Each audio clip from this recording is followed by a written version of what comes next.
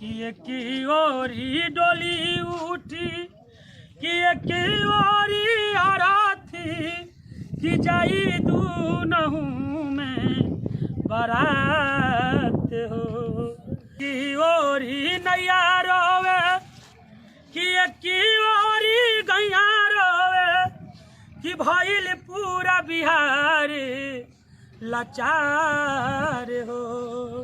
नमस्कार, प्रणाम। और आप लोग छोट भाई आगे दीवाना, आज हम सागर में बिहार से हम अपना छोटा भाई का इंटरव्यू करने आए हैं और सुने इनको गाना की वायरल है, तो गाना के सुनने के लिए हम अपना भाई से कुछ पूछना चाहते हैं।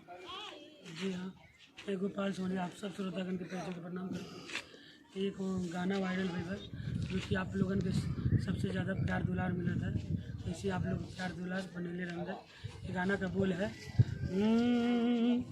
कि एक ओर ही डोली उठी कि एक ओर ही आराती कि एक ओर ही डोली उठी कि एक ओर ही आराती कि जाई दूनहु में बारात हो कि तू जाइबू ससुराम जाइब शमशान हो जा दूनहु वीरान हो कि तू जाइबू ससुराम जाइब शमशान हो जा दूनहु वीरान हो।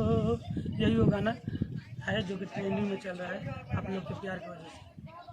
और जितने भी आप लोग मेरा भाई के गोपाल सोनी लोग के इस माध्यम से चैनल के आप लोग देख रहे हैं, तो कृपया आप लोग ज़्यादा से ज़्यादा सब्सक्राइब, लाइक और कमेंट कीजिए और शेयर कीजिए इस वीडियो के, ताकि हमारे भाई के सपोर्ट पूरा मिले और हमारे क्षेत्र के और हमारा भाई छोटा बहुत खुशी की बात हो रहा है कि हमने के क्षेत्र के वो वायरल माने छोटा भाई मेहनत करके अपना दम पे और अपना मेहनत से आगे हुए हैं। और कुछ हमें जाते हैं आगे, कुछ गाना सुनाइए गोपाल जी,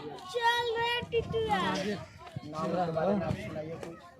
जी हाँ, एक और आरजेडी सॉन्ग वायरल हुआ था जो कि नाम के लेकर था और गाना भी आप लोगों के बीच में गुनगुनाना चाहते हैं।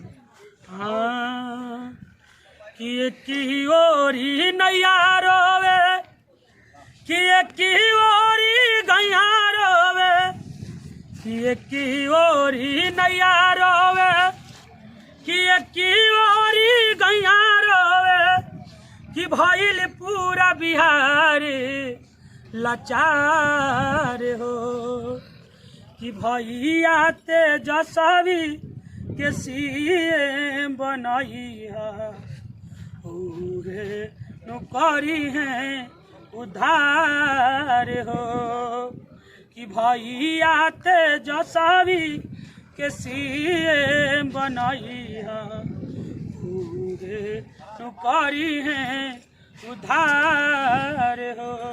यही वो गाना वायरल हुआ।